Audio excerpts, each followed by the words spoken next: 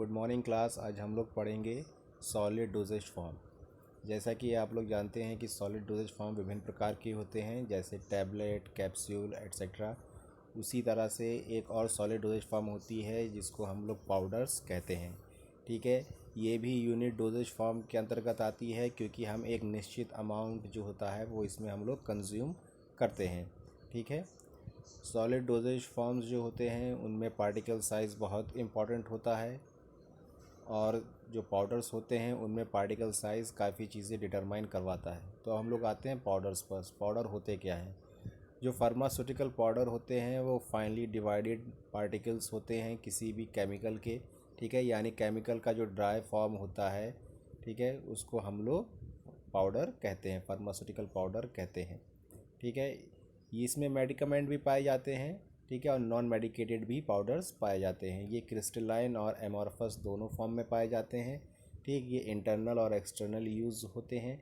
इनका particle size जो है वो मेडिकामेंट की और जो हमारी डोज है उसकी और पाउडर की फ़िज़िकल, केमिकल और बायोलॉजिकल स्टेबिलिटी को निर्धारित करता है। इसके साथ साथ पाउडर्स का जो पार्टिकल साइज़ होता है वो पाउडर्स के डिसोल्यूशन, एब्जॉर्प्शन और थेरेप्यूटिक एफिकेसी को भी निर्धारित करता है। अब हम लोग पढ़ते हैं एडवांटेज ऑफ पाउडर।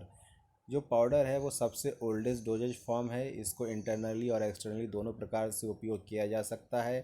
पाउडर्स जो होते हैं वो लिक्विड डोजेज फॉर्म से ज़्यादा स्टेबल होते हैं। पाउडर्स को कैरी करना आसान होता है। पाउडर्स में इनकम्पैटिबिलिटी कम पाई जाती है। पाउडर्स जो है टैबलेट और कैप्सूल की अपेक्षा जल्दी ऑनसेट ऑफ एक्शन प्रोड्यूस करते हैं। पाउडर्स जो है बच्चों को और बूढ़े लोगों को जो टैबलेट और कैप्सूल नहीं ले पाते हैं उनको देना आसान होता है। डिसएडवांटेज क्या है? डिसएडवांटेज ये है कि अगर ऐसा कोई मेडिकामेंट है जिसका टेस्ट ख़राब है तो पाउडर डोजेज फॉर्म में उसको हम लोग सही नहीं कर पाते हैं। ठीक है, इसके साथ साथ पाउडर जो होते हैं वो हाइग्रोस्कोपिक नेचर के होते हैं, यानी अगर मॉइस्चर उनके पास आता है तो वो उसको ईज़िली रिटेन कर लेते हैं। इसके साथ साथ जो पाउडर्स होते हैं उनको जो है डिस्पेंस करना मुश्किल होता है, क्योंकि जैसे हमारे पास एक टैबलेट होती है तो वो 500 मिलीग्राम की एक निर्धारित फॉर्म होती है, लेकिन अगर हमारे पास ज़्यादा अमाउंट में पाउडर है और अगर हम चाहें कि हमें सिर्फ 500 मिलीग्राम ही लेना है तो हमें उसे वे करना पड़ेगा, जिसकी वजह से इसको डिस्पेंस करना थोड़ा मुश्किल होता है। अब अगली चीज़ आती है मिक्सिंग ऑफ पाउडर। पाउडर की मिक्सिंग कितने प्रकार से होती है? पाउडर की मिक्सिंग जो है 5 प्रकार से होती है। पहली है स्पेचुलेशन, दूसरी है ट्रैचुरेशन, तीसरी है ज्योमेट्रिक डाइल्यूशन, चौथी है शिफ्टिंग, पांचवी है टम्बलिंग। ठीक है, पहले हम लोग आते हैं स्पेचुलेशन में। स्पेचुलेशन जो टेक्निक है वो स्पैचुला से ली गई है। स्पैचुला आप जानते हैं एक स्पून होता है जिसके माध्यम से किसी भी पाउडर को या किसी भी चीज़ को ट्रांसफ़र किया जाता है एक स्थान से दूसरे स्थान पर। स्पेचुलेशन में हम लोग क्या करते हैं, एक पोर्सिलेन टाइल लेते हैं। टाइल के ऊपर हम लोग जो पाउडर्स होते हैं जिनको हमें मिक्स करना होता है उनको रख लेते हैं और स्पैचुला के माध्यम से उसको मिक्स करने की कोशिश करते हैं। तो ये मेथड स्पेचुलेशन कराता है। दूसरा है ट्राइचुरेशन। ट्राइचुरेशन में हम लोग पिस्टल मोटार लेते हैं। पिस्टल मोटार में हम लोग अपने पाउडर्स लेते हैं, उसके एडिटिव्स लेते हैं जो हमें मिक्स करने होते हैं, एक या उससे अधिक पाउडर्स लेते हैं। ठीक है, फिर उसको ट्राइचुरेट करते हैं, क्लॉकवाइज या एंटी क्लॉकवाइज पिस्टल मोटार को उपयोग करते हैं और इस मेथड को हम लोग ट्राइचुरेशन कहते हैं। अगला आता है ज्योमेट्रिक डाइल्यूशन। इसमें क्या होता है, जैसे कोई भी पाउडर है, पाउडर के साथ जो है एक नॉन मेडिकेटेड ड्रग भी होती है। ठीक है, जैसे मान लीजिए आपके पास एक पोटेंट ड्रग है और एक आपके पास जो है एडिटिव है। ठीक है, एडिटिव की मात्रा ज़्यादा है और पोटेंट ड्रग की मात्रा कम है। तो हम लोग इस प्रकार से मिलाएंगे कि पहले हम लोग 100, जैसे मान लीजिए 100 मिलीग्राम हमारे पास पोटेंट ड्रग है और हमारे पास जो है 900 मिलीग्राम नॉन पोटेंट ड्रग है, यानी कोई भी दूसरी एडिटिव है। ठीक है, तो पहले हम लोग क्या करेंगे, हम 100 मिलीग्राम पोटेंट ड्रग में 100 मिलीग्राम नॉन पोटेंट ड्रग मिलाएंगे। ठीक है, फिर उसको मिक्स करेंगे तो ये कितनी क्वांटिटी हो गई, 200। फिर 200 में हम लोग फिर 200 मिलीग्राम नॉन पोटेंट ड्रग मिलाएंगे। इस तरह से हम लोग नॉन पोटेंट ड्रग को धीरे धीरे पोटेंट ड्रग के साथ मिलाएंगे और ये मेथड कहलाता है ज्योमेट्रिक डाइल्यूशन मेथड। अगला आता है शिफ्टिंग। शिफ्टिंग जो होता है उसमें शिफ्टर्स के माध्यम से मिक्सिंग की जाती है। शिफ्टर्स एक प्रकार के छन्नी की तरह होते हैं, उसमें पाउडर ऊपर भर दिया जाता है और वो शेक होते हैं। शेक होने पर जो है उसमें जो है जो पाउडर्स होते हैं उनके जो पार्टिकल्स होते हैं वो आपस में मिक्स हो जाते हैं। अगला आता है टम्बलिंग। टम्बलिंग जो होता है वो भी एक प्रकार के इंस्ट्रूमेंट के माध्यम से मिक्सिंग की जाती है। जो ये इंस्ट्रूमेंट होता है ये कंटेनर के रूप में होता है जो कि रोटेट करता है इलेक्ट्रिक मोटर की सहायता से। इसमें हम लोग पाउडर्स को भर देते हैं, इलेक्ट्रिक मोटर को ऑन कर देते हैं, तो जो ड्रम है, जो कंटेनर है, वो घूमता है और पाउडर को मिक्स करता है। ठीक है, अब हम लोग आते हैं पैकिंग ऑफ पाउडर पर। पाउडर की पैकिंग कितने प्रकार से होती है? ठीक, पाउडर की पैकिंग दो प्रकार से होती है। एक होती है सिंगल लेयर पैकिंग और एक होती है double layer packing. Single layer packing में जो हम लोग पेपर यूज़ करते हैं वो होता है white glazed paper, normal white glazed paper होता है। ठीक है, इसका जो माप होता है, जो पेपर का माप होता है वो 120 मिलीमीटर इंटू 100 मिलीमीटर होता है। ठीक है, इसमें हम लोग क्या करते हैं, जो शेप होता है पेपर का वो रेक्टेंगुलर होता है, इसके जो एजेस होते हैं वो एक दूसरे से पैरेलल होते हैं। ठीक है, और हम इस प्रकार से इनको फोल्ड करते हैं कि आखिर में हमारे पास जो फोल्डिंग होती है पेपर की वो 6 फोल्ड उसमें पाए जाते हैं। यानी जब आप पेपर को ड्रग रख करके पेपर को फोल्ड करते हैं तो उसमें 6 फोल्ड बन जाते हैं। ठीक है, अब दूसरी आती है डबल रैपिंग। डबल रैपिंग उन ड्रग्स की जाती है, उन ड्रग्स की जाती है जो हाइग्रोस्कोपिक नेचर के होते हैं, जो मॉइस्चर को रिटेन कर सकते हैं। ठीक है, तो इसमें हम लोग डबल रैपिंग करते हैं। इसमें हम लोग पहले नॉर्मल वाइट ग्लेज पेपर का इस्तेमाल करते हैं पाउडर को रैप करने के लिए, फिर उसके ऊपर हम लोग जो है वैक्स पेपर का इस्तेमाल करते हैं। ठीक है, वैक्स पेपर का इस्तेमाल इसलिए करते हैं कि हीट और मॉइस्चर जो है हमारे पाउडर तक ना पहुंच पाए और उसको कोई भी नुकसान ना हो। ठीक है, फिर इसके बाद लेबलिंग करते हैं। लेबलिंग में हम लोग उसमें लिखते हैं कि इसको हमको कैसे लेना है, पानी में घोल के लेना है कि पानी में घोल के नहीं लेना है, टंग पर रखना है या डायरेक्ट उसको जो है सॉलो कर लेना है, ये लेबल पर लिखा होता है। अब अगली चीज़ आती है क्लासिफिकेशन ऑफ पाउडर। पाउडर को 5 भागों में क्लासिफाई किया गया है। पहला है bulk powder for internal use, bulk powder for external use, simple and compound powder for internal use, powder enclosed in sachet and capsule, compressed powders या टैबलेट्स। ठीक है, तो पहले आते हैं bulk powder for internal use. ठीक है, ये पाउडर बल्क फॉर्म में होते हैं। ठीक है, इनमें एक्यूरेसी नहीं पाई जाती है। ये मुख्यतः जो होते हैं ये नॉन मेडिकेटेड पाउडर्स होते हैं। ठीक है, नॉन पोटेंट सब्सटेंस के बने हुए होते हैं, जैसे एंटासिड और लैक्सेटिव। ठीक है, इसका एग्जाम्पल हम लोग लेते हैं, हम लोग 25 ग्राम कंपाउंड रूबार पाउडर ब्रिटिश फार्माकोपिया के अकॉर्डिंग। इसमें हम लोग रूबार लेंगे 250 ग्राम, लाइट मैग्नीशियम कार्बोनेट लेंगे 325 ग्राम, हैवी मैग्नीशियम कार्बोनेट लेंगे 325 ग्राम, जिंजर पाउडर लेंगे 100 ग्राम। ठीक है, इनको वे कर लेंगे और असेंडिंग ऑर्डर में यानी बढ़ते हुए क्रम में मिक्स करेंगे। फिर उसके ऊपर डायरेक्शन उसको रैपर में रैप करके उसे डिस्पेंस कर देंगे। लेबल पे लिखेंगे कि 0.5 से 5 ग्राम ले सकते हैं बीडी। ठीक है, अगला आता है bulk powder for internal use. ये वो पाउडर होते हैं जो बल्क फॉर्म में इंटरनल यूज़ किए जाते हैं। ये भी नॉन पोटेंट पाउडर होते हैं। इनको जो है कार्डबोर्ड, ग्लास या प्लास्टिक कंटेनर में इनको रखा जाता है। इसमें मुख्यतः डस्टिंग पाउडर आते हैं। ठीक है, डस्टिंग पाउडर जो एक्सटर्नल यूज़ होते हैं डस्टिंग पाउडर वो 4 प्रकार के होते हैं। ठीक है, पहला है डस्टिंग पाउडर, दूसरा इंसफिलेशन, तीसरा है स्नफ, चौथा है डेंटिफ्राइसिस। इसको एक बार फिर समझ लीजिए। Bulk powder for external use यानी एक्सटर्नली जो हम लोग यूज़ करेंगे। ठीक है, जो एक्सटर्नली या हमारे जो सरफेस पर, बॉडी सरफेस पर उपयोग किए जाएंगे उनको bulk powder for external use कहा जाता है। ये 4 प्रकार के होते हैं: डस्टिंग पाउडर, इंसफिलेशन, स्नफ, डेंटिफ्राइसिस। पहला आता है डस्टिंग पाउडर। ठीक है, ये स्किन के ऊपर उपयोग किए जाते हैं, ऐसी जगह पर जहाँ पर इरिटेशन हो रही होती है। ठीक है, इनको मिक्सिंग करने से पहले 80 नंबर की छन्नी से छाना जाता है, जिससे इनका पार्टिकल साइज़ हमें अच्छे से प्राप्त हो। ठीक है, डस्टिंग पाउडर 2 प्रकार के होते हैं, एक मेडिकल, दूसरा सर्जिकल। जो मेडिकल पाउडर होते हैं वो स्किन पर यूज़ किए जाते हैं। ठीक है, जैसे बच्चों की अम्बिलिकल कॉर्ड पर लगाया जाता है, अगर कोई जल जाता है तो वहाँ पर मेडिकल डस्टिंग पाउडर उपयोग किए जाते हैं। अगर किसी के घाव हो जाता है तो वहाँ पर मेडिकल डस्टिंग पाउडर उपयोग किए जाते हैं। इसमें मुख्यतः जो इंग्रेडिएंट होते हैं वो होते हैं स्टार्च, टैल्क, केओलिन। ठीक है। और जो हमारे सर्जिकल पाउडर्स होते हैं, सर्जिकल पाउडर्स के माध्यम से हम लोग जो है जहाँ से ब्लीडिंग हो रही होती है वहाँ रोकने की कोशिश करते हैं, या फिर सर्जिकल पाउडर्स में कुछ मेडिकामेंट मिला होता है जिससे हम अपने हाथों को साफ़ करते हैं। ठीक है। इसीलिए हम लोग जो है जो डस्टिंग पाउडर का जो एग्जांपल लेते हैं वो ये है, dispense 50 gram of dusting powder. इसमें पहली चीज़ होगी प्योरीफाइड टेल्क 50 ग्राम, स्टार्च 25 ग्राम, जिंक ऑक्साइड 20 ग्राम, सैलिसिलिक एसिड 5 ग्राम। ठीक है। इन सबको वे कर लेंगे और वे करने के बाद इनको असेंडिंग ऑर्डर में मिक्स करेंगे। ठीक है। मिक्स करने के बाद इनको 80 या 85 नंबर छन्नी से छान लेंगे, जिससे हमें होमोजीनस पार्टिकल साइज़ प्राप्त हो जाए। फिर उसको जो है रैपर में रैप करके डिस्पेंस कर देंगे और उस पर लिख देंगे TDS 3 टाइम्स अ डे। ठीक है। अगला आता है इंसफलेशन। इंसफलेशंस क्या होते हैं? ये वो पाउडर, वो एक्सटर्नल पाउडर्स होते हैं जो हमारे बॉडी कैविटीज़ में उपयोग किए जाते हैं, जैसे नोज, थ्रोट, वेजाइना। ठीक है। इनको एक इक्विपमेंट के माध्यम से स्प्रे किया जाता है जिसे इंसफलेटर्स कहा जाता है।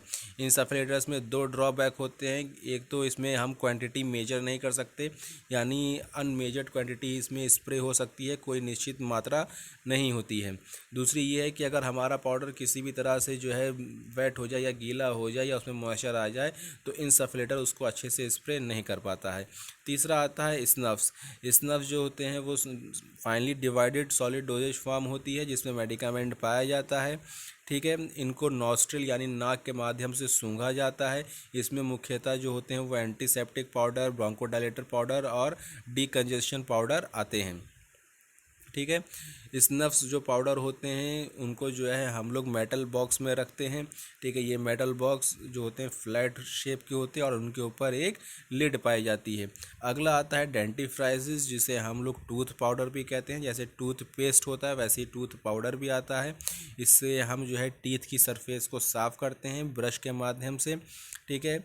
इसमें एक सूटेबल डिटर्जेंट या सोप पाया जाता है। ठीक। और फ्लेवरिंग एजेंट पाए जाते हैं। ठीक। इसमें जो दूसरे एजेंट होते हैं जैसे एब्रेसिव एजेंट जो हमारे दांतों को साफ़ करने में उपयोग किए जाते हैं और उनको जो है स्वास्थ्य प्रदान करते हैं, वो होता है calcium sulphate, magnesium carbonate, sodium carbonate, sodium chloride. ठीक है। इन सब को लेकर के हम लोग अपना टूथ पाउडर बनाते हैं। टूथ पाउडर का जो एग्जाम्पल है उसमें हम लोग हार्ड सोप लेंगे यानी fine powder 50 gram, precipitated calcium carbonate 935 gram, saccharin solution 2 gram, peppermint oil 4 ml, cinnamon oil 2 ml और मिथाइल सैलिसिलेट 8 ml। अब हम लोग क्या करेंगे, इसमें सबसे पहले हम लोग सोडियम सैकरिन, मिथाइल सैलिसिलेट इन सबको और कैल्शियम कार्बोनेट को, इन सबको ट्रैचुरेट कर लेंगे। ट्रैचुरेट करने के बाद हम उसमें पेपरमेंट ऑयल और बाकी दूसरे ऑयल मिला करके मिक्स करके उसको छन्नी से छान लेंगे। ठीक है। फिर उसके बाद जो है उसको रैप करके डिस्पेंस कर देंगे। रैपर पे लिखेंगे कि टूथब्रश की सहायता से इसका उपयोग किया जाए। अगला आता है simple and compound powders for internal use. ये इंटरनली यूज़ होते हैं। ये दो प्रकार के हैं, simple and compound. Simple powders वो होते हैं जिसमें सिर्फ एक ही इंग्रेडिएंट पाया जाता है और कंपाउंड पाउडर्स वो होते हैं जिसमें दो इंग्रेडिएंट्स पाए जाते हैं। ठीक है। सिंपल पाउडर का एग्जाम्पल जो है वो ये है एस्प्रिन पाउडर। ठीक है। इसमें 300 मिलीग्राम एस्प्रिन होती है। ठीक है। लेकिन इनको जो है हम लोग अलग अलग डोजेज़ में बांट करके देते हैं। जैसे 300 मिलीग्राम सिंपल पाउडर जो है उसको हम लोग 6 हिस्सों में बांट देते हैं और 6 रैपर्स में रैप करके देते हैं। ठीक है। और जो कंपाउंड पाउडर्स होते हैं उसमें एक या उससे अधिक जो है इंग्रेडिएंट्स पाए जाते हैं। इसमें भी हम लोग जो एग्जांपल लेते हैं उसमें aspirin 300 milligram, paracetamol 150 milligram, caffeine 50 milligram होता है। इनको हम लोग वे कर लेते हैं, असेंडिंग ऑर्डर में मिक्स कर लेते हैं और फिर इनके 8 हिस्से मतलब 8 भाग में इनको बांट लेते हैं और हर भाग को जो है रैपर में रैप करके डिस्पेंस कर देते हैं। ठीक है। और उसके ऊपर लेबल पर लिख देते हैं कि एक पुड़िया सुबह उठने पर ली जाएगी। ठीक है। अगला आता है पाउडर्स इनक्लोज इन सैचे। सैचे मतलब लिफाफा। ठीक है। या कोई भी पन्नी जिसमें हम लोग रैप करते हैं। जैसे हमारा इनो आता है, ORS आता है। ठीक है। उनको कहा जाता है सैचे। सैचे अलग अलग प्रकार के होते हैं। ठीक है। ये हमारे पाउडर्स को जो है मॉइस्चर और हीट से बचाते हैं। ठीक है। ये अलग अलग क्वांटिटी में सैचे जो है पाउडर्स को कंटेन कर सकते हैं। ठीक है। इनको वेफर कैप्सूल भी कहा जाता है जो सैचेज होते हैं। ठीक। इनके इनकी जो सबसे जो कॉमन बात होती है, जो सैचे में जितने भी पाउडर्स आते हैं उनको बिना पानी के उपयोग नहीं किया जाता है। जैसे इनो होता है तो इनो भी हम लोग पानी में डाल के उपयोग करते हैं, ओआरएस जो होता है उसको भी हम लोग पानी में डाल के ही उपयोग करते हैं। ठीक है। अब एडवांटेज क्या है सैचे का? सैचे जो है ईज़िली बनाए जा सकते हैं मशीन के माध्यम से। सैचे जो है जल्दी स्टमक में जाके डिसइंटीग्रेट हो जाते हैं। सैचे जो है उनको डिस्पेंस करना आसान होता है। डिसएडवांटेज क्या है? सैचे में जो पाउडर्स पाए जाते हैं उनको हम इजीली सॉल्व नहीं कर सकते हैं, उसके लिए हमें पानी की आवश्यकता होती है। जो इनका पैकेट होता है, सैचे की जो कवरिंग होती है वो इजीली डैमेज हो जाती है। ठीक है। और जो डैमेज जब अगर इनके सैचे की कवरिंग हो जाती है तो उसमें जो पाउडर ड्रग पाई जाती है उसको लाइट और मॉइस्चर से बचाना मुश्किल हो जाता है। सैचे दो प्रकार के होते हैं, वेट सील सैचे और ड्राई सील सैचे। वेट सील सैचे जो बिल्कुल आपके मोमोज की तरह होते हैं, इनके जो किनारे होते हैं वो उसमें हल्का सा मॉइस्चर दे करके उनको सील किया जाता है और इनके बीच में ड्रग रखी जाती है। और ड्राई सील सैचे आपके बिल्कुल मिठाई के डिब्बे के ऊपर होते हैं, यानी एक पैकेट के ऊपर दूसरा पैकेट जो ढका हुआ होता है उस तरह से होते हैं। ठीक है। तो दोनों में जो है बस इतना ही अंतर है कि दोनों एक के एजेस जो है वो पानी के माध्यम से सील किए जाते हैं और एक जो सैचे जो ड्राई सील सैचे है वो मिठाई के डिब्बे की तरह होता है, यानी एक खांचे के ऊपर दूसरा खांचा लगा हुआ होता है। ठीक है। अगला आता है टैबलेट ट्राइचुरेट्स। ठीक है। टैबलेट ट्राइचुरेट्स या मोल्डेड टैबलेट्स, इसमें क्या करते हैं हम लोग मोल्ड्स लेते हैं। इसमें हम लोग के पास एक इक्विपमेंट होता है जो स्टेनलेस स्टील या प्लास्टिक का बना होता है। उसमें विभिन्न प्रकार के साँचे होते हैं। ये साँचे जो है 30 मिलीग्राम से 250 मिलीग्राम तक की टैबलेट्स बना सकते हैं। इसमें हम लोग क्या करते हैं, इसमें हम लोग पाउडर को फिल कर देते हैं। पाउडर को फिल करने के बाद जो है उसको हम प्रेस करते हैं, तो जितने भी मिलीग्राम का जितने भी अमाउंट का जो मोल्ड होगा उतनी अमाउंट की ड्रग उसमें बन जाती है और हम उसको ईज़िली निकाल लेते हैं। ठीक है। एक जो नॉर्मल जो इक्विपमेंट होता है टैबलेट ट्राइचुरेट मोल्ड जो होता है 1 मिनट में 2500 टैबलेट्स प्रिपेयर करता है। ठीक है। लेकिन हम लोग इसको उपयोग करने से पहले उसको कैलिब्रेट करते हैं। कैलिब्रेट करने के लिए हम लोग सबसे पहले उसको 60% अल्कोहल से वॉश साफ़ करते हैं। साफ़ और क्लीन करने के बाद उसमें हम लोग एक नॉर्मली सैंपल के रूप में कोई नॉन मेडिकेटेड या कोई भी दूसरा पाउडर जो है उसमें रख करके देखते हैं कि जो हमारे मोल्ड से जो टैबलेट निकलेगी वो उतनी ही क्वांटिटी की होगी जितनी क्वांटिटी हमें चाहिए। ठीक है। इस तरह से हम लोग सबसे पहले जो है उस इक्विपमेंट को कैलिब्रेट करेंगे। कैलिब्रेट करने के बाद ही हम उसको मोल्ड में डालेंगे। मोल्ड में डालने पर ही हमको वो टैबलेट्स प्राप्त होंगी। ठीक है। इसमें हम लोग डिस्प्लेसमेंट वैल्यू भी प्राप्त करते हैं। डिस्प्लेसमेंट वैल्यू आप लोग पढ़ चुके हैं, जैसा कि आप जब कोई भी चीज़ कोई भी मोल्ड में कोई भी पाउडर फिल करते हैं तो आप एक एक मोल्ड में नहीं रखेंगे, आप उसके ऊपर पूरी तरह से फैला देते हैं। फैलाने के बाद जब आप उसको प्रेस करते हैं तो कुछ पाउडर जो है वो बच जाता है, वही उसकी डिस्प्लेसमेंट वैल्यू होती है। ठीक है। अगली चीज़ आती है packaging and storing of ट्राइचुरेटेड tablets. ठीक है। इन टैबलेट्स को पैक कैसे किया जाता है? इनको एयर टाइट कंटेनर में पैक किया जाता है जिससे ये मॉइस्चर से बचे रहें। ठीक है। अब अगली चीज़ आती है dispensing of powders involving special problems. Powders विभिन्न प्रकार के होते हैं, जैसे वोलेटाइल पाउडर्स होते हैं, हाइग्रोस्कोपिक पाउडर होते हैं, डेलिक्वेशन पाउडर होते हैं, यूटेक्टिक मिक्सचर्स होते हैं, इफरवेसेंट पाउडर्स होते हैं। इनमें विभिन्न प्रकार की प्रॉब्लम्स आती हैं जो अब हम लोग इस टॉपिक में डिस्कस करेंगे। ठीक है। तो पहले हम लोग आते हैं वोलेटाइल सब्सटेंस पर। ठीक है। अगर कोई भी वोलेटाइल सब्सटेंस है, आप जान रहे हैं कि वो अगर हल्का सा भी हीट पाएगा या ओपन एयर में आएगा तो वो वाष्पित हो जाएगा। ठीक है। इसमें जो होते हैं वोलेटाइल ऑयल्स होते हैं। ठीक है। जिनको हमें वाष्पित होने से बचाना होता है। ठीक है। जैसे मेंथॉल हो गया, कैम्फर हो गया, इन सब से जो हम लोग पाउडर बनाते हैं उनको हमें वाष्पित होने से बचाना होता है। इसके लिए हम लोग क्या करते हैं, इसके लिए हम लोग ऐसे पाउडर्स को डबल रैपिंग में उसको कवर करके रखते हैं जिससे वो वाष्पित ना हो पाए। ठीक है। उसमें वैक्स पेपर का इस्तेमाल करते हैं और या फिर कोई दूसरा ऐसा थिक पेपर इस्तेमाल करते हैं जिससे जो है वो मॉइस्चर ना रिटेन करें, ना हीट के संपर्क में आए और वाष्पित ना हो। ठीक है। अगला आता है हाइग्रोस्कोपिक एंड डेलिक्यूसेंट पाउडर। ठीक है। ऐसे पाउडर जो मॉइस्चर इजीली रिटेन कर लेते हैं उनको हाइग्रोस्कोपिक पाउडर्स कहा जाता है। ठीक है।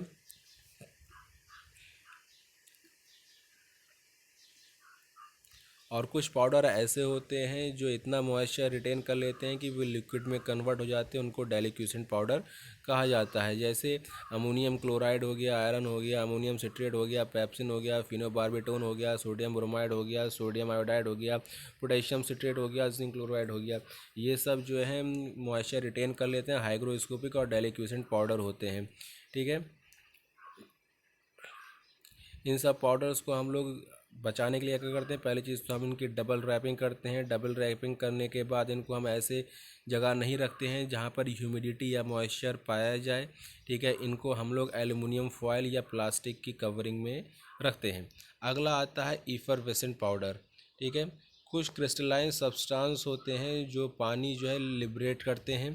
ठीक है, और कुछ जो होते हैं थोड़ी मात्रा में पानी लिबरेट करते हैं, और कुछ होते हैं जो अधिक मात्रा में करते हैं। ठीक है, तो अब हम लोगों को उनको इस तरह से रखना होता है कि वो अपने अंदर का जो पानी है या किसी भी टेम्परेचर के संपर्क में आने पर अपना पानी जो है वो लिबरेट ना करें। जैसे आपकी कैफ़ीन हो गई, सिट्रिक एसिड हो गई, फेरस सल्फेट हो गया, अगर ये हल्का सा भी टेम्परेचर में या इन्वायरमेंट में आएंगे तो अगला आता है इफरवेसेंट पाउडर। ठीक है, इफरवेसेंट पाउडर वो पाउडर होते हैं जो अपने अंदर मॉइस्चर रिटेन करके जो है उसको अपने अंदर का जो पानी होता है वो लिबरेट कर देते हैं। ठीक है, इसमें कई तरह के एग्जांपल है, जैसे caffeine, citric acid, ferrous sulphate. ठीक है, इससे हम लोग जो है निजात पाने के लिए क्या करते हैं, इससे हम लोगों को बचने के लिए क्या करते हैं, हम लोग जो है एनहाइड्रस सॉल्ट या ऐसा कोई इनर्ट सब्सटेंस होता है जो उनके अंदर का जो लिक्विड होता है उसको बाहर ना निकलने दें, उसका उपयोग करते हैं इनको बनाने में। ठीक है, किस चीज़ का उपयोग करते हैं, एनहाइड्रस सॉल्ट या इनर्ट सब्सटेंस। ठीक है, अगला आता है यूटेक्टिक मिक्सचर्स। यूटेक्टिक मिक्सचर्स क्या होते हैं, ऐसे दो सब्सटेंस जिनको आपस में मिक्स करने पर वो लिक्विफाई हो जाए। लिक्विफाई कैसे हो जाएंगे, एक का लोअर मेल्टिंग पॉइंट होगा, एक का हायर मेल्टिंग पॉइंट होगा, वो दोनों आपस में मिल करके जो है कभी कभी जो है मेल्ट हो जाते हैं, लिक्विफाई हो जाते हैं। तो ऐसे मिक्सचर्स को कहा जाता है यूटेक्टिक मिक्सचर्स।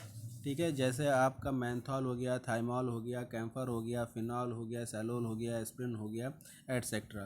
ठीक है, इनको हम लोग जो है इनको डिस्पेंस करने के लिए, इनको बनाने के लिए हम लोग क्या करते हैं, या तो हम लोग अलग अलग दोनों कंपाउंड्स को देते हैं और पेशेंट्स को बताते हैं कि इनको कैसे लेना है, या फिर हम उसमें जो है इनर्ट एब्जॉर्बेंट का उपयोग करते हैं, जैसे magnesium carbonate, light magnesium oxide, kaolin, starch, lactose, calcium sulphate etcetera. ठीक है, इससे क्या होगा, वो उन दोनों के बीच में जो रिएक्शन हो रही है और जिसके माध्यम से वो लिक्विफाई हो रहे हैं वो लिक्विफाई नहीं होंगे। इसका एग्जाम्पल है 50 ग्राम इंसफिलेशन पाउडर। जैसे इसमें मैंथॉल लेंगे हम लोग 5 ग्राम, कैम्फर लेंगे 5 ग्राम, अमोनियम क्लोराइड लेंगे 30 ग्राम, लाइट मैग्नीशियम कार्बोनेट लेंगे 60 ग्राम। ठीक है, इन सबको वे कर लेंगे, वे करने के बाद असेंडिंग ऑर्डर में मिक्स करेंगे। ठीक है, फिर इसमें हम लोग लाइट मैग्नीशियम कार्बोनेट जो होता है फ्री फ्लोइंग पाउडर उसको मिक्स करेंगे। मिक्स करने के बाद उसको 85 नंबर छन्नी से छान लेंगे। ठीक है, जिससे हमें यूनिफॉर्म पार्टिकल साइज मिल जाएगा। फिर हम उसको एयर टाइट कंटेनर में जो है फिल कर देंगे और उस पर लिख देंगे डायरेक्टेड बाय फिजिशियन। ठीक है, अगला आता है लिक्विड, यानी कुछ ऐसे पाउडर्स होते हैं या फिर ऐसे लिक्विड्स होते हैं जिनको हमें पाउडर फॉर्म में डिस्पेंस करना होता है। उनके साथ दिक्कत ये होती है कि वो लिक्विड फॉर्म में होते हैं। इसके लिए हम लोग क्या करते हैं, या तो अब हम लोग उनको ड्राई कर लेते हैं बहुत हद तक। अगर ड्राई नहीं कर पाते हैं तो जितनी अमाउंट का लिक्विड होता है उतनी ही अमाउंट में हम लोग पाउडर को लेते हैं और ट्राइचुरेट करके जो है उनको ड्राई कर लेते हैं। ठीक है, अगला आता है एक्सप्लोसिव सब्सटेंस। कुछ ऐसे सब्सटेंस होते हैं, ऑक्सीडाइजिंग सब्सटेंस होते हैं जो आपस में संपर्क में आने पर जो है एक्सप्लोजन कर सकते हैं। जैसे हमारा पोटेशियम क्लोरेट है, एक रिड्यूसिंग सब्सटेंस है, जब ये टैनिक एसिड के संपर्क में आता है तो एक्सप्लोजन कर सकता है। ठीक है, तो इसके लिए हम लोग क्या करते हैं, इसके लिए या तो हम लोग इनको सेपरेट देते हैं और जो है उनको बता देते हैं पेशेंट्स को कि कैसे लेना है। ठीक है, या फिर हम ऐसे अगर हमें लग रहा है कि वो ये दो सब्सटेंस आपस में मिलकर एक्सप्लोजन करेंगे तो हम लोग उसका अल्टरनेट यूज़ करते हैं। ठीक है, एक्सप्लोसिव सब्सटेंस पाउडर का जो एग्जांपल है उसमें पोटेशियम क्लोरेट 0.6 ग्राम, टेनिक एसिड 0.3 ग्राम, सुक्रोज 0.3 ग्राम। इनको अगर आप मिलाएंगे तो इनमें ऑक्सीडाइजिंग एक्टिविटी होती है और ये ब्लास्ट कर सकते हैं। ठीक है, ठीक है, इसलिए इनका उपयोग बहुत कम ही होता है। इनका उपयोग बहुत कम होता है। अब अगला आता है पोटेंट ड्रग। ठीक है। पोटेंट ड्रग क्या होती है? पोटेंट ड्रग वो होती है जो आपका मेन मेडिकामेंट होता है, जिनके अंदर पोटेंसी पाई जाती है कोई ना कोई थेरेपेटिक इफेक्ट प्रोड्यूस करने की। ठीक है।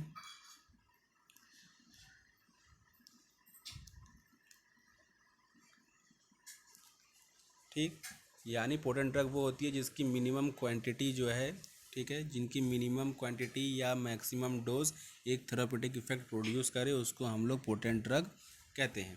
ठीक है। मान लीजिए कोई पैरासीटामोल है, तो आप अगर पूछें कि एक एडल्ट के लिए कितनी पैरासीटामोल जो है वो इफ़ेक्टिव होगी, तो आप कहेंगे 500 मिलीग्राम।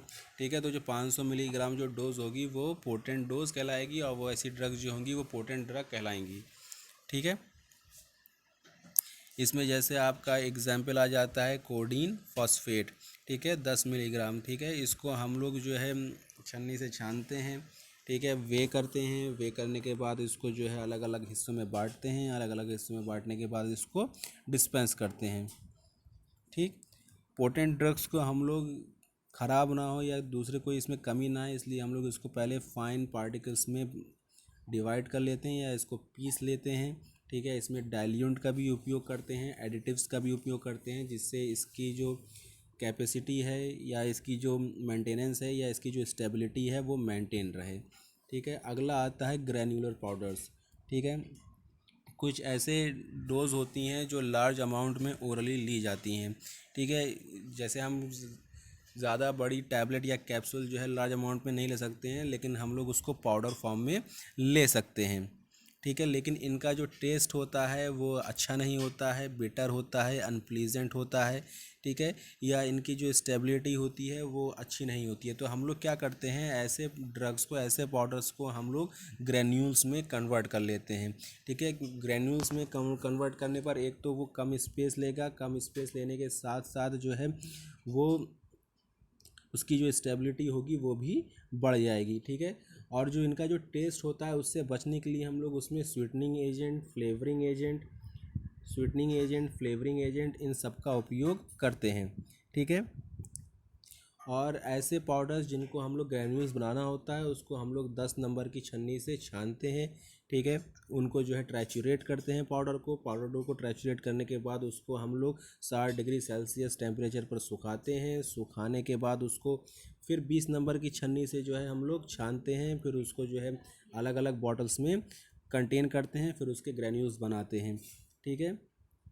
ग्रैन्यूल्स पाउडर अलग अलग तरह की ड्रग्स बनाई जाती हैं, जैसे एंटीबायोटिक्स बहुत सी होती हैं, एरिथ्रोमाइसिन हो गई, आपकी एम्पिसिलिन हो गई, इन सबको जो हम लोग ग्रैन्यूल्स फॉर्म में उपयोग करते हैं। ठीक है। अगला आता है इफरवेसेंट ग्रैन्यूल्स। इफरवेसेंट ग्रैन्यूल्स जैसे आपने इफरवेसेंट पाउडर पढ़ा था बिल्कुल वैसे ही होते हैं। ठीक है। इनको प्रिपेयर करने का मेथड जो है वो दो प्रकार का है, एक है हीट मेथड और दूसरा है वेट मेथड। ठीक है। हीट मेथड में हम लोग क्या करेंगे, हम लोग एक पोर्सिलेन लेंगे या स्टेनलेस स्टील की इवेपोरेटिंग डिश लेंगे। ठीक है। उसको हम वाटर बाथ पर रख देंगे। ठीक है। जो हमारी जो डिश होगी उसमें सफिशिएंट हीट होनी चाहिए। ठीक है। फिर हम उसमें जो अपने पाउडर को डाल देंगे। पाउडर को डालने के बाद उसमें हम पानी डालेंगे। ठीक है। पानी डालने के बाद जो है हम लोग उसको क्रिस्टलाइन फॉर्म में ले करके आएंगे, तब तक हम उसको हीट करेंगे। ठीक है। अगला जो मेथड है वो है वेट मेथड। वेट मेथड में हम लोग क्या करेंगे, जो हम लोग का जो इंग्रेडिएंट होगा उनको नॉन एक्वस लिक्विड में हम उसमें मिक्स करेंगे, जैसे अल्कोहल। ठीक है। आपने देखा होगा कि जब आप होम्योपैथिक की ड्रग लेने जाते हैं या पाउडर लेने, कोई भी दवा लेने जाते हैं, तो वो आपको एक पाउडर रैप करके देता है, उसमें कुछ बूंदे अल्कोहल की मिलाता है। ठीक है। तो वो वेट मेथड ही होता है, उससे जो है उन जो एफरवेसेंट ग्रेन्यूल्स होते हैं उनकी स्टेबिलिटी बढ़ जाती है। ठीक है। तो इसका एग्जांपल जो हम लोग लेते हैं आपके एफरवेसेंट ग्रेन्यूल्स का, उसमें सोडियम बाइकार्बोनेट लेते हैं 20.4 ग्राम, टार्टेरिक एसिड लेते हैं 10.8 ग्राम, सिट्रिक एसिड लेते हैं, रिफाइंड शुगर लेते हैं और आयरन एंड अमोनियम सिट्रेट लेते हैं। ठीक है। इन सबको मिक्स करते हैं, चाइना डिश में मिक्स करते हैं।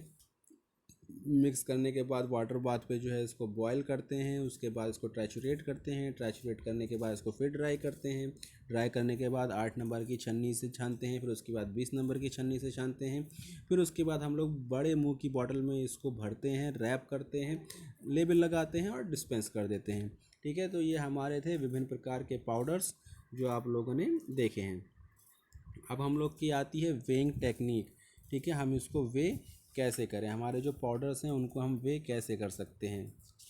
ठीक है, वेइंग जो होता है एक बहुत मोस्ट इम्पॉर्टेंट स्टेप होता है फार्मास्यूटिकल ऑपरेशंस का। बिना वेइंग के आप लोग जो है किसी भी पाउडर को आप एक निश्चित अमाउंट में नहीं दे सकते हैं। ठीक है, वेइंग के लिए हम लोग बैलेंस का उपयोग करते हैं, वेइंग बैलेंस का उपयोग करते हैं। पहले जो है मैनुअल वेइंग बैलेंस आते थे, आज हम लोग जो है इलेक्ट्रॉनिक वेइंग बैलेंस का उपयोग करते हैं। बिना बैलेंस की सहायता से आप लोग उसको डिस्पेंस नहीं कर सकते हैं। ठीक है, जो हमारा जो पुराना वेइंग बैलेंस होता था उसमें पेंस पाए जाते थे। ठीक है, एजेस होते थे। ठीक है, तो जो ये जो पेंस जो होते थे या तो वो ग्लास के बने होते थे या किसी मेटल के बने होते थे। ठीक है, एक नॉर्मल डिस्पेंसिंग बैलेंस या वेइंग बैलेंस को करने के लिए निम्नलिखित स्टेप्स होते हैं। पहला स्टेप्स क्या होता है, बैलेंस को एक नॉर्मल पोजीशन में रखना होता है जहाँ पर ऊबड़ खाबड़ जगह ना हो, जहाँ से वो इजीली मेंटेन रहे। ठीक है, उसको जो है धूल से दूर रखते हैं।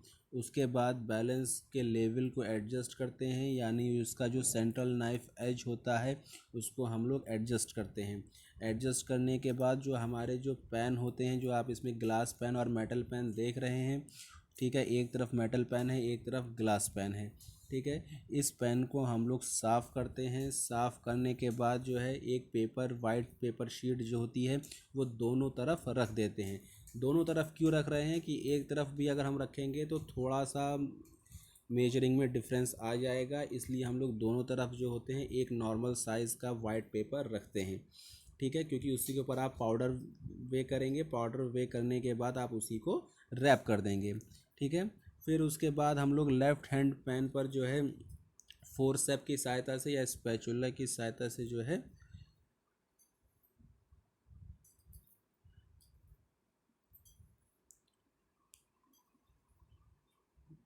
सॉरी स्पैचुला की सहायता से नहीं, स्पैचुला तो अलग चीज़ हो गई। फोर्सेप की सहायता से जो है लेफ़्ट हैंड साइड पे जो हमारा पेन होगा उसमें हम लोग वेट्स को रख देंगे जितना हमें तोलना है। ठीक है, तोलने के बाद हम लोग जो है जो हमारा ड्रॉअर होगा, ठीक है, उसको हम लोग बंद कर देंगे कि अगर हमारा कोई भी सामान अगर गिरेगा तो वो उसी के अंदर गिरेगा, बाहर नहीं गिरेगा। ठीक है, फिर हम लोग जो है मेडिकामेंट की बॉटल लेंगे, मेडिकामेंट की बॉटल को ओपन करेंगे, फिर प्रिस्क्रिप्शन को देखेंगे, उसमें जितना इंग्रेडिएंट दिया है उसको हम लोग जो है राइट हैंड साइड वाले पेन में रखेंगे। ठीक है, स्पैचुला के माध्यम से। अब स्पैचुला का उपयोग किया जाएगा। ठीक है, अब स्पैचुला के उपयोग किया जाएगा जब आप वेट जो है लेफ्ट हैंड साइड वाले पेन पर रखेंगे तो जो आपका सेंट्रल नाइफ एज है वो एक तरफ झुक जाएगा। ठीक है, एक तरफ झुक जाएगा तो हम लोग उसमें जब दूसरी तरफ हम इंग्रेडिएंट रखेंगे तो इस प्रकार से रखेंगे कि जो हमारा जो सेंट्रल नाइफ एज होगा वो बिल्कुल ज़ीरो पोजीशन पर या नल पॉइंट पे ना आ जाए, तब तक हम लोग उसको रखेंगे। ठीक है, जब हम लोग वे कंप्लीट कर लेंगे उसके बाद जो है जो कंटेनर होगा जिसमें हमें डिस्पेंस करना होगा ड्रग को, या तो उसमें कर लेंगे या फिर जिस पेपर में हम लोगों ने वे किया है उसी पेपर में हम लोग उसको रैप कर देंगे। ठीक है, उसके बाद फोर्सेप के माध्यम से जो है हम लोग उस जो वेट हम लोगों ने लेफ्ट हैंड साइड पर रखा था उसको जो है विड्रॉल कर लेंगे या उठा लेंगे। उठाने के बाद वेट को अपनी जगह पर रख देंगे। अगर वहाँ पर कोई पाउडर गिर गया है उसको स्पैचुला के माध्यम से उठा लेंगे और जो इंग्रेडिएंट जो हम लोगों ने निकाला था जिस बॉटल से उस बॉटल को बंद कर देंगे। ठीक है, अब आता है possible errors in weighing. Weighing में जो है एरर्स कौन कौन से आ सकते हैं। ठीक है, जो आपका जो बैलेंस होगा वो नॉर्मली लेवल नहीं होगा। ठीक है, यानी वो ऊपर नीचे होगा। ठीक है, जो रेस्ट पॉइंट होता है बैलेंस का, यानी जो उसकी बीच की खूंटी होती है वो जो है करेक्ट नहीं होगी। जो दो पैन होंगे लेफ्ट हैंड साइड वाला राइट हैंड साइड वाला, उनका वेट जो होगा वो इक्वल नहीं होगा। ठीक है, आप जो है एक जो वेट करने के लिए जब आप इंग्रेडिएंट रखेंगे तो डायरेक्ट जो है पैन पे डाल देंगे, स्पैचुला का उपयोग आप नहीं करेंगे। ये सब जो है गलतियाँ आप लोग करते हैं। दूसरा जो है, आप जो वेट रखते हैं उसके ऊपर अपने हाथ से, तो हाथ का जो हल्का सा ग्रेविटेशनल वेट होता है वो भी उस पर आता है। अगर आप फोर्सेप का उपयोग नहीं करेंगे तो वहाँ पर भी एरर आ सकता है। तो इस प्रकार के एरर आपके आ सकते हैं। ठीक है, तो ये था आपका चैप्टर सॉलिड डोजेज फॉर्म, ये कंप्लीट हो गया है। ठीक है, इसमें और बाकी कुछ नहीं है। बाकी जो था वो आपका सारे बैलेंस हैं, अलग अलग बैलेंस होते हैं। ठीक है, डिस्पेंसिंग बैलेंस होते हैं, वेइंग अमाउंट्स होती हैं। ठीक है, इलेक्ट्रॉनिक बैलेंस होता है, इलेक्ट्रॉनिक बैलेंस आपको चलाना आता है। ठीक है, मिनिमम वेइंग बैलेंस जो आपका पाया जा रहा है वो ग्राम से 100 मिलीग्राम तक का भी होता है, जो नॉर्मल बैलेंस पे उपयोग किया जाता है। ठीक है, और आपके डिस्पेंसिंग बैलेंस एक होता है, एक आपका इलेक्ट्रॉनिक बैलेंस होता है, वेइंग वेसल्स आते हैं। ठीक है, तो आप ये देखेंगे कि जो आपके जो बैलेंस होते हैं उनके अलग अलग वेइंग में डिफरेंस आता है, तो इतना उसमें घबराने की बात नहीं होती। प्लस माइनस 5% का डिफरेंस आ सकता है। ठीक है, वेइंग करने में। तो ये आपका था सॉलिड डोजेज फॉर्म। ये आपका एक चैप्टर कंप्लीट हो गया है। अगला चैप्टर जो है आपको दे दिया जाएगा।